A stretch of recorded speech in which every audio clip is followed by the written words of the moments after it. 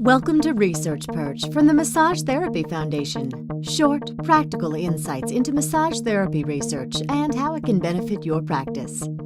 Hey everyone, welcome back to Research Perch. I'm Michael Reynolds, the chair of the marketing committee for the Massage Therapy Foundation, and we are so glad you're here. I'm here as always with Niki, Munk, and Ruth Werner. Ruth, how are you?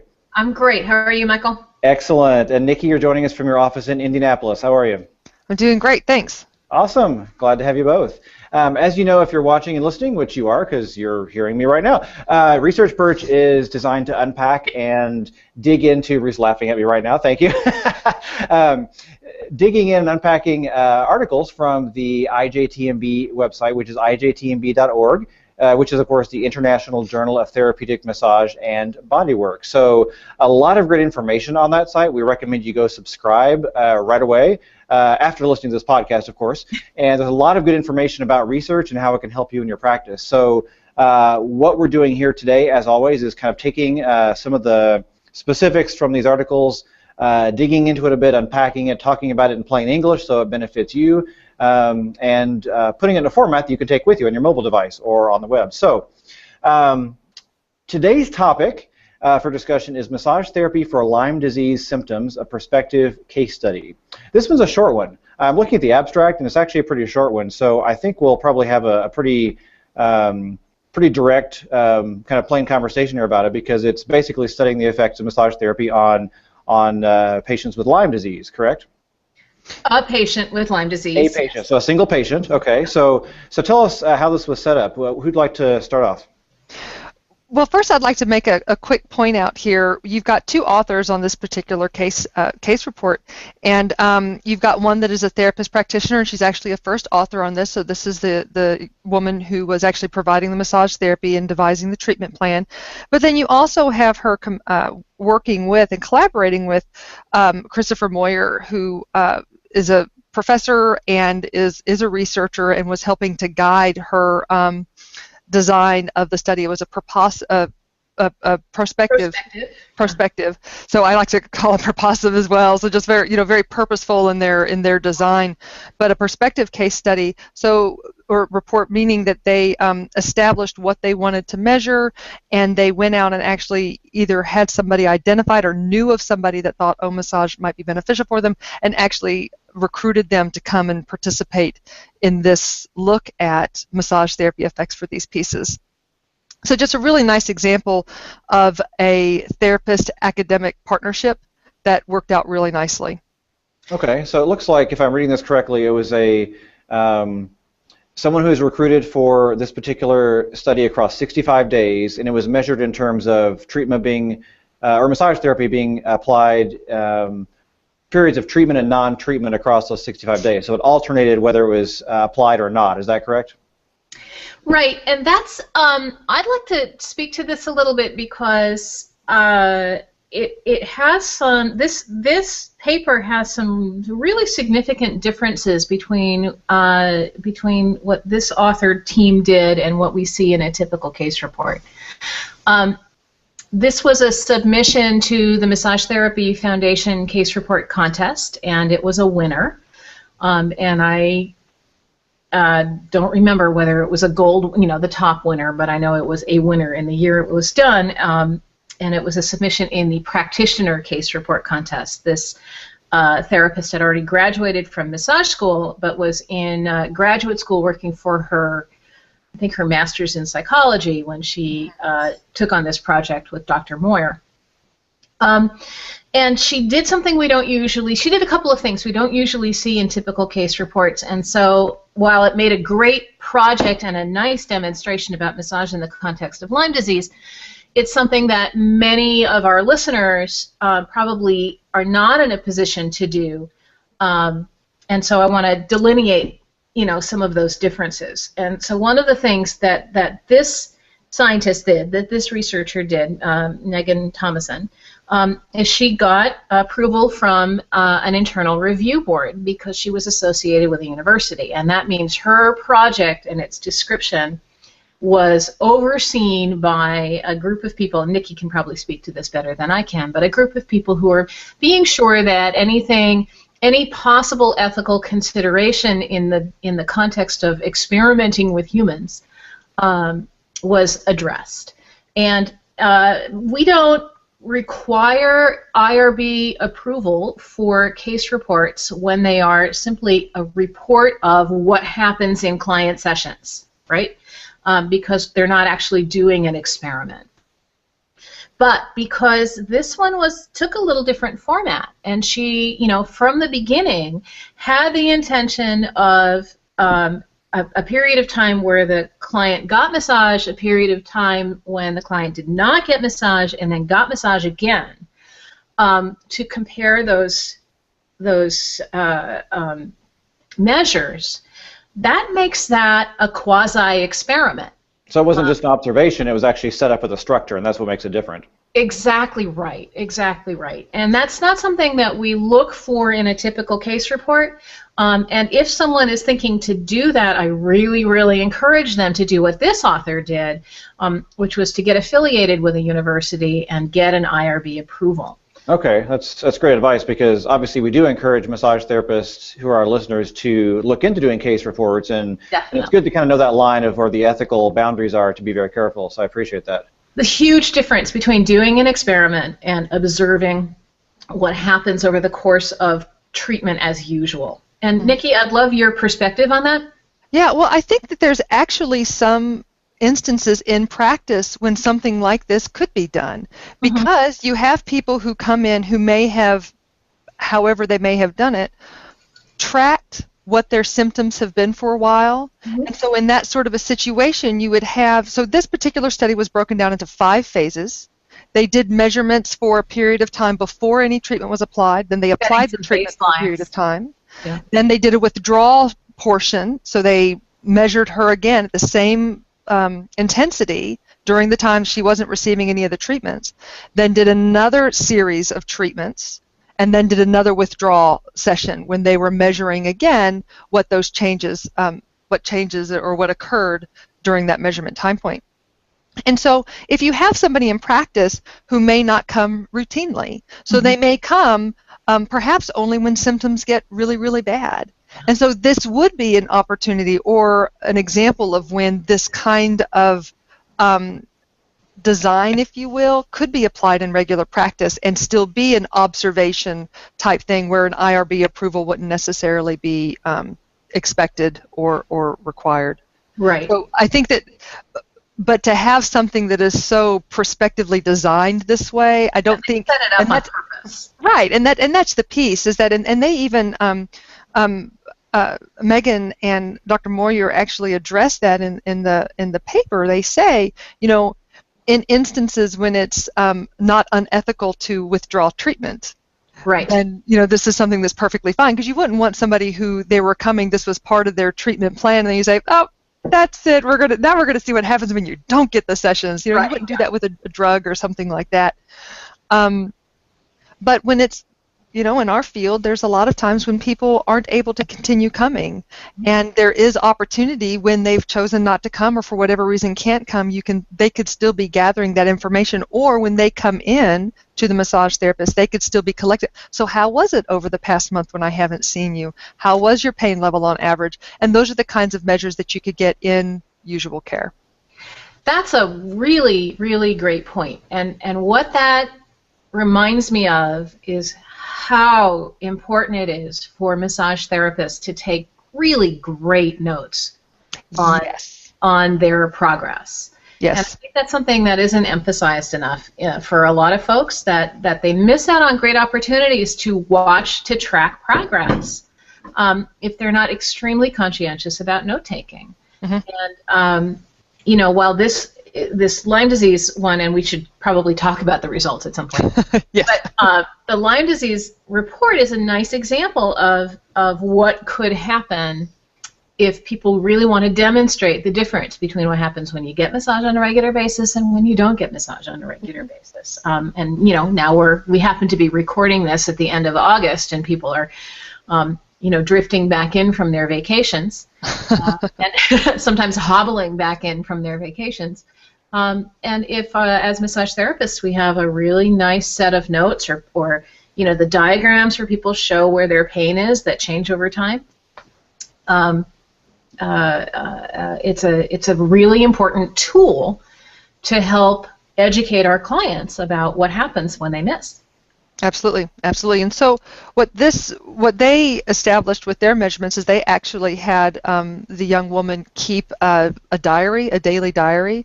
And so she actually did visual analog scales for pain and concentration and fatigue, which were her 3 identified main Lyme disease issues. Yeah, so those are the things that she really wanted to look at. Now they did some other measurements as well. They did some personal and positive and negative affect, and they plot that as well. But what they're able to do with this is because they're getting so many points of data, is they're actually able to do some really nice graphs, which of course I love, and we've talked about this in a previous research Perch. That's the first thing I go to is I go and look at the figures, I go and look at the tables, and that's going to give me a really nice story of what's happening. And with case reports, you really don't have the opportunity to show data in this way, and this partnership does a really nice job of taking what is typically not very powerful data. An N of 1, a one-person study is, there's not a whole lot you can do with that outside of descriptive pieces, and they do some inferential statistics on that, but they do give the caveat, it's not very powerful, but it is something that can give some really informative pieces. So they had a lot of fun, and I really liked that piece of it. So the diagrams of it are great. well, let's indeed talk about the outcome. Looks like it was the word they used here in the conclusion is promising, which I see a lot in articles like this, because obviously we can't make claims that are too overstated or anything, but it looks like there was a promising outcome, correct? Mm-hmm. There was. And hey, Ruth, why don't you talk a little bit about Lyme disease? Sure. And where the subject was in her progression of the disease. Well, I can talk a little bit about Lyme disease, and the author did a nice job of capturing a sort of a snapshot of what this condition is. So our listeners might be familiar with this. Lyme disease is a bacterial infection that is usually spread through the bite of certain species of ticks. And the name of the bacteria, it's got a beautiful name named for the scientist who discovered it. It's called Borrelia burgdorferi. And what happens is when a person is bitten by the species of tick that carries this, and they're usually some species of deer tick, although it's been identified that the bacteria are usually picked up from mice. In any case, so a person's bitten by a deer tick that feeds for a couple of days. These are slow feeders, but the ticks are teeny tiny, so you might not notice. And at some point, there's a saliva exchange, and so the bacteria that live in the midgut of the cootie, it's a technical term, C-O-O-T-I-E. So the bacteria that live in the midgut of the tick end up being sort of regurgitated into the bloodstream of the host, and that's what leads to, and then the bacteria take up residence very often in joint spaces, and that's why in my pathology book and in a lot of other resources, Lyme disease is often discussed as a musculoskeletal disorder. And interestingly, the history of Lyme disease, it's named for a town in Connecticut. It's named for Lyme, Connecticut, where Dr. Burgdorferi was hired to figure out why there was this sudden spike in diagnoses of juvenile rheumatoid arthritis, which is, not a terrifically common condition and not considered to be contagious. And so to have a population spike of this condition was really weird. And it turned out that it wasn't rheumatoid arthritis. It was this arthritis brought about by this bacterial infection spread through the bite of deer ticks. So as a bacterial infection, it's treated with antibiotics, but because it gets into the joint spaces and can also get into the central nervous system, and it can be very, very hard to get at. So it can take weeks or months of this antibiotic therapy. And in fact, there's a lot of controversy about when the antibiotics don't work, whether it really is Lyme disease or whether it's something different. There are other tick-borne diseases that can be spread by similar species. So this patient, this person, a 21-year-old woman with Lyme disease, whose main complaints were pain, fatigue, and problems with concentration, could look like a 21-year-old with fibromyalgia or with chronic fatigue syndrome. And these are conditions that are frequently overdiagnosed, comorbid with Lyme disease. And it takes time and effort and a lot of money sometimes to distinguish which is which. One of the things I really liked about this paper is the author looked for any research done about massage therapy and Lyme disease and found virtually none. So then she thought, well, what's like Lyme disease? What presents really similarly to it that there might be some evidence on? And she went to rheumatoid arthritis, which was perfect. As we've seen, it's often, in its earliest discovery time, it was misdiagnosed as a type of rheumatoid arthritis. The effects on the joints is very similar. And so it was a reasonable, what do we call it, when you sort of stretch one finding to apply to another? You extrapolate it.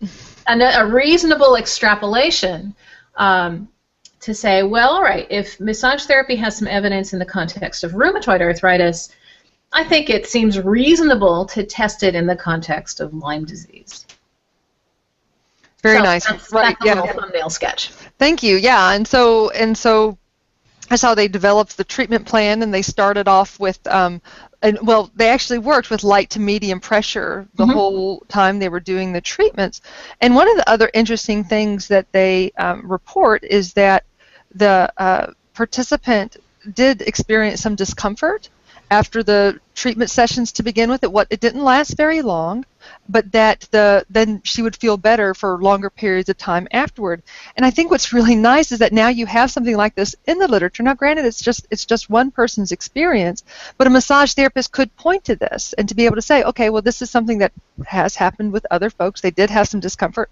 Shouldn't last too terribly long. They didn't have that, but it gives a little bit of information for them for their practice. So somebody comes and says, gosh, I was feeling a little poorly afterwards or having some discomfort. Yeah. Right, it's like, okay, this has been documented before. Well, and the other thing that they found, and this is something that is actually visible in the charts, I have to admit, even I got this, is that the positive outcomes from the sessions were greater later in the series. In other words, yes. It was like this client learned how to receive massage. Yes. And we've all, those of us who have been in practice, we've seen that happen, right? That receiving massage is a learned skill. The more you get, the better you get at receiving it. And we have here, a documented case of someone who felt better results from her massage therapy as she got better at receiving it. And that's another nice piece of education for clients. Yes. I think there's also a piece here, too, and as I'm looking at this chart that they have in their figure 1, it shows, and one of the main outcomes of that they talk about is the fact that there is an increase in the symptoms. So basically what they did was they had the 3 different VAS, visual analog scales, and because they all correlated really nicely together, in other words, when they did a particular statistical test, when one was high, the other one was high really consistently. And so they decided, because they had this strong correlation together, it was reasonable for them to lump it all together and have one score for these 3 pieces, and that's the piece that they were charting, okay? And so when you take all of the different points and the different phases together, in the ones where there wasn't massage happening, there was an increase in that overall score across the course of that phase. But then when you were looking at the phases where she was receiving the massage treatments, it was going down on average the whole time. And so this is why when you're looking at the charts, you see these lines going on these jagged up and down points, because essentially there is an up and down process of these things. And this is a condition that is something that is managed This isn't something that was necessarily going to be cured, and this is a very subtle thing that's not really being talked about in the massage literature very much, is this idea of what's being cured, what's being managed. And so as Ruth says, she got subtly better and better and better the first time she received the treatment. And then when the treatment was withdrawn, it started getting a little worse, going back up, and then right before she started receiving the treatments again, it spikes. And it continues to spike after she received the first session, but then it has one of the most dramatic drops that goes way down, and then it keeps consistently staying down or staying on a downward trend. And then, sure enough, as soon as it's withdrawn again, those levels start going back up. And so it really gives a nice foundational evidence for this idea that massage therapy could possibly be really beneficial for this maintenance of a condition. And when you do start withdrawing it, those pieces can get up. And even if you're not seeing improvement every time you're receiving massage, you're keeping somebody stable. You're keeping somebody within a nicer range, if you will. So, well, yeah. And I'll pick up on that. I'm sorry, Michael, we're not giving you any chance to talk at all today. Oh, I'm good. I'm just listening. This is great. But, the next place to take that then, if I were a researcher, would be to see what receiving massage on a prolonged sort of management level basis did to the consumption of medication. Mm-hmm. Yes, yeah, that could definitely be something. Were her medications changed? And taking that even further, okay, well now let's take a situation where we could follow some people who have Lyme disease they don't have massage therapy accessible to them, measure them the same way, and now you have a population over here that massage is accessible to them. They're able to receive massage. Boy, if you can get that funded, that'd be great, because ultimately, how do you pay for all this massage therapy, right? With the money you save from the complications of the medications. Potentially, yes. Yeah. But that, all those pieces aside, that would be a really nice design, and I think that this would be something to point to. Okay, massage seems to be effective here. There probably need to be a little bit of a pilot study first to gather some evidence between some groups that get massage, some groups that don't, and do this maintenance piece. And then you've got the layer on top of that you could look at the economic ramifications. Were medications changed? Were there? I'm not sure what the stats are on this, but are there a lot of days worked because somebody has Lyme disease? Do they miss a lot of work? Or are they missing a lot of these sorts of things? And if they're receiving massage, is their absenteeism better or something like that? I don't know, but there very well may be some kind of economic way that you can track the benefits of massage in that regard. That would be right. Well, Niki, it does say that further research with this population is warranted. So I think I would say so. We have all kinds of ideas about that. Yeah. But what Niki was just talking about in brief was what we call cost effectiveness research, and that's it's a gaping hole in a lot of CAN therapies. Yes. We have some decent answers on is it effective in a lot of cases, but what we need to find out is it as effective as other things, and how do the costs compare? Mm-hmm. So we're working on comparative effectiveness research, absolutely. Yep. I think the only other thing that we really haven't touched on in this particular report is one of the things that they do qualitatively. So they were just asking questions and pieces. Is this particular participant really liked the scalp massage?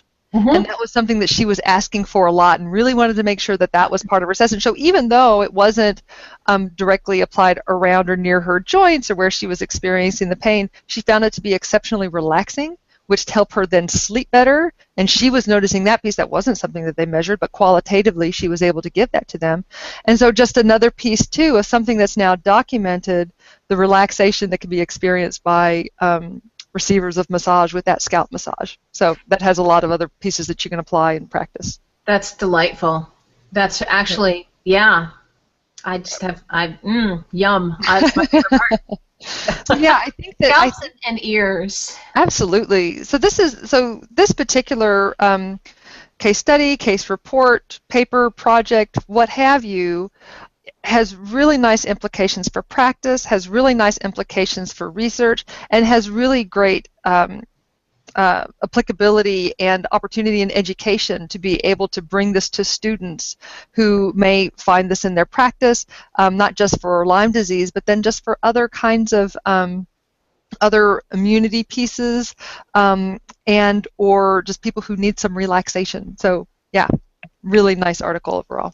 Well, I also like the way it ended with, it actually gave, I don't see this too often, maybe I just need to read more, but it says massage therapists should consider using light to medium pressure for massage therapy for treatment of persons who present with a similar pattern of Lyme disease symptoms. So basically kind of leaves the reader with a recommendation of how to apply it in their practice, which I really like. I mean, a lot of times it's kind of implied or we kind of just figure it out, but it actually kind of leaves us with a very specific next action, which I like. I don't see that too often. It's a call to action. It is a call to action. And a take-home point. So it's this guy in me really likes that, so I really appreciate that. So, well, I don't think I have anything else to add. This has been a great discussion. I originally thought it would be much simpler, but we've actually unpacked quite a bit here. So I do agree. Further research is warranted. So hopefully that will happen. So. Yeah, I think big kudos to Megan Thompson and Dr. Moyer for the really nicely done study and reporting of that study. Indeed. But I do want to, I do, before we leave this off, Michael, I do want to really emphasize that that this therapist had access to some resources that most therapists do not. And I don't want for other massage therapists who have really interesting cases to be discouraged or dissuaded from writing up case reports because they don't have access to the same kind of resources. Absolutely. Yeah, I mean, we've discussed a few case reports here, the cleft lip one and some others that were, you know, much simpler, much less statistically sophisticated, but still had great practice implications. And so please, you know, while get the benefit out of this really interesting paper, but don't let that stop you from thinking about doing your own case report. Sure, Absolutely. we do want to encourage massage therapists to do case reports, and obviously there is a specific structure to it. There's some guidelines to follow, but inherently a case report is making an observation in practice, right? Yes. Right, Yes. and very soon we'll be, I'm sure, doing a research perch about some new criteria. All right, so Yes, stay tuned. that will be coming up. Great case All right.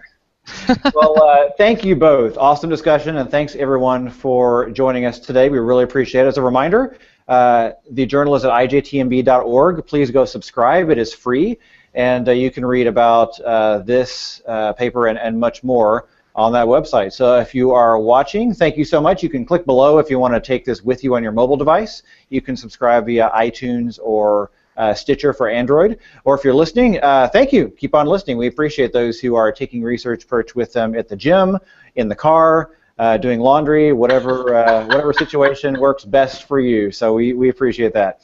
So again, thank you, Ruth. Thank you, Niki. And thanks everyone for joining us today. We will see you next time. See you later, Michael. Thank you for joining us for this episode of Research Perch. Please send feedback or questions to perch@massagetherapyfoundation.org. See you next time.